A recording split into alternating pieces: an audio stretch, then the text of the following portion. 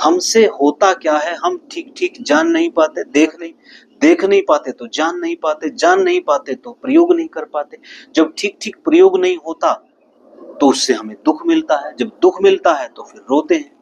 आज इस योग दिवस में पधारे आदरणीय महानुभाव, योग शिक्षकों और योग प्रेमी सज्जनों, इस योग की परंपरा को आगे बढ़ाते हुए यदि हम महर्षि पतंजलि जी की दिव्य दृष्टि का सहारा नहीं लेंगे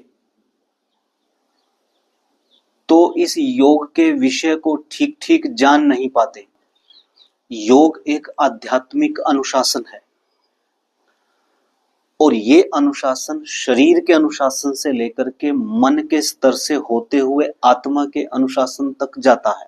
यदि हमारी परंपरा में शब्द बिगड़ जाए तो ध्यान रखना, उस शब्द के बाद जो परंपरा है, क्रिया रूप में आने वाली जो परंपरा है, वो भी बिगड़ने लग जाती है। इसलिए शब्द को संभालना अति आवश्यक है। अगर शब्द संभल जाए तो परंपरा भी संभल जाती है और शब्दों को संभालना विद्वानों का कार्य होता है। महर्षि पतंजलि जी ने जो शब्दों से इस योग को आगे बढ़ाने का आदेश दिया था, कहीं वह परंपरा शब्दों से नष्ट तो नहीं हो गई हो। तो आइए शब्दों पर विचार करना अति आवश्यक है। तो जो ये योग शब्द है ये बना कैसे है? ये युज धातु से बना है। युज धातु से घय प्रत्यय करने पर योग शब्द सिद्ध होता है और यह युजीर योगे, युज संयमने और युज समाधौ, इन तीन धातुओं से यह निष्पन्न होता है।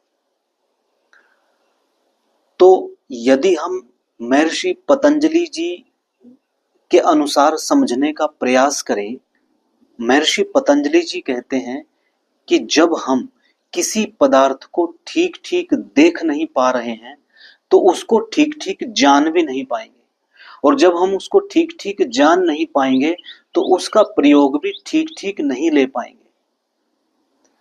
तो योग क्या होता है? योग होता है प्रकृति के पदार्थ को ठीक ठीक देखना, और जब ठीक ठीक देख लेंगे तो उसको ठीक ठीक जान लेंगे, और जब उसको ठीक ठीक जान लेंगे तो उसको ठीक ठीक उपयोग करेंगे। यही योग है।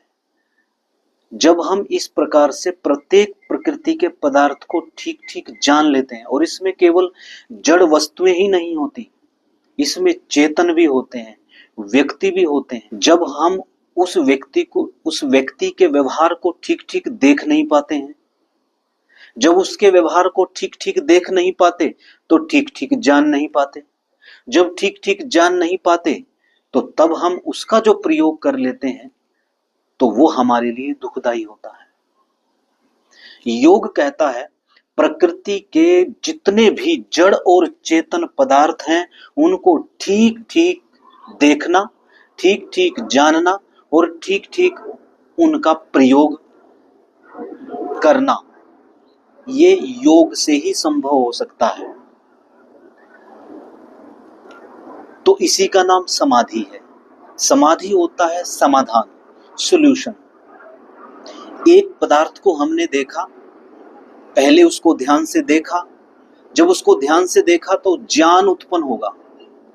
अगर हम ठीक ठीक नहीं देख पा रहे हैं तो ज्ञान भी ठीक ठीक नहीं होगा। पहले हम उसको ठीक ठीक देखें, फिर उसको ठीक ठीक जाने, और जब जान जाए अच्छी तरह तब ही उसका प्रयोग करें। हमसे होता क्या है हम ठीक ठीक जान नहीं पाते, देख नहीं पाते तो जान नहीं पाते, जान नहीं पाते तो प्रयोग नहीं कर पाते। जब ठीक ठीक प्रयोग नहीं होता तो उससे हमें दुख मिलता है, जब दुख मिलता है तो फिर रोते हैं। इसीलिए योग क्या करता है? समाधान करता है। ऐसी प्रक्रिया जो व्यक्ति को सॉल्यूशन तक ले आए, वो प्रक्रिया जो व्यक्ति को समाधान तक ले आए, उसे ही तो योग कहते हैं। और इस सॉल्यूशन की, इस समाधान की किस व्यक्ति को आवश्यकता नहीं है? क्या ईसाइयों को इसकी आवश्यकता नहीं है? क्या मुसलमानों को इसकी आवश्यकता नहीं है समाधान की? क्या सिखों को इसकी आवश्यकता नहीं है? क्या बौद्धियों को इसकी आवश्यकता नहीं है? क्या जैनियों को इसकी समाधान की आवश्यकता नहीं है? संसार के प्रत्येक व्यक्ति को सॉल्यूशन की आवश्यकता है, यदि उसे सुख चाहिए तो। संसार के प्रत्येक व्यक्ति को आवश्यकता है कि उसका समाधान हो, और समाधान, सॉल्यूशन योग होता है, एकाग्रता होती है। बस इसी एकाग्रता का नाम योग है। वैसे तो योग हम थोड़ा थोड़ा करते ही रहते हैं, लेकिन हम थोड़ा कर पाते हैं, थोड़ा कर पाते हैं, थोड़ा जान पाते हैं, थोड़ा जान पाते हैं तो उसका उपयोग गलत हो जाता है, ठीक ठीक नहीं हो पाता। इसलिए जितना जितना योग करेंगे उतना उतना समाधान होगा, जितना जितना समाधान होगा उतना उतना हम उसका सदुपयोग ले पाएंगे।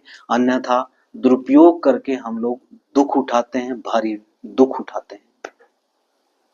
यही महर्षि पतंजलि जी का ध्येय था कि प्रत्येक व्यक्ति सुखी रहे, और सुखी तब हो सकता है बिना योग के। यदि महर्षि पतंजलि जी के शब्दों में कहें कि बिना योग के कोई भी व्यक्ति सुखी नहीं हो सकता, क्योंकि सॉल्यूशन नहीं होगा। जड़ और चेतन वस्तुओं का सॉल्यूशन ही नहीं होगा। जब जड़ और चेतन वस्तुओं का सॉल्यूशन नहीं होगा तो कहां से हम लोग उसका ठीक ठीक उपयोग कर पाएंगे? समाधान करना ही योग है, समाधान करना ही योग है, सॉल्यूशन करना ही योग है। किसका सॉल्यूशन, किसका समाधान? वस्तुओं का। कैसी वस्तुओं का? जड़ और चेतन वस्तुओं का।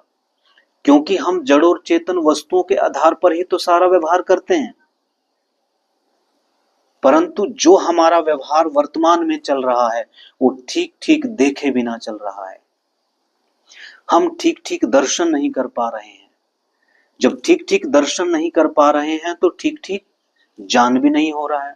जब ठीक ठीक ज्ञान नहीं हो रहा है तो ठीक ठीक उपयोग भी नहीं हो पाएगा। जैसे यदि मैं आपके सामने एक उदाहरण रखूं, मान लीजिए हमारे सामने किसी ने लाकर दूध रख दिया और उस दूध में जहर मिला दिया। यदि हमने उसको उस पदार्थ के ठीक ठीक दर्शन नहीं किए तो ठीक ठीक ज्ञान भी नहीं होगा, और जब ठीक ठीक ज्ञान नहीं होगा तो ठीक ठीक उपयोग भी नहीं होगा, तो हम उससे दुख उठा लेंगे।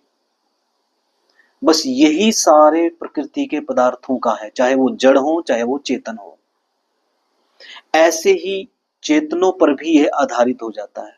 अगर कोई मनुष्य, अगर किसी भी मनुष्य को मित्र बनाते समय, सखा बनाते समय हम लोग उसको ठीक ठीक परीक्षित नहीं करेंगे, ठीक ठीक दर्शन नहीं करेंगे, तो जब ठीक ठीक दर्शन नहीं करेंगे तो ठीक ठीक ज्ञान नहीं होगा।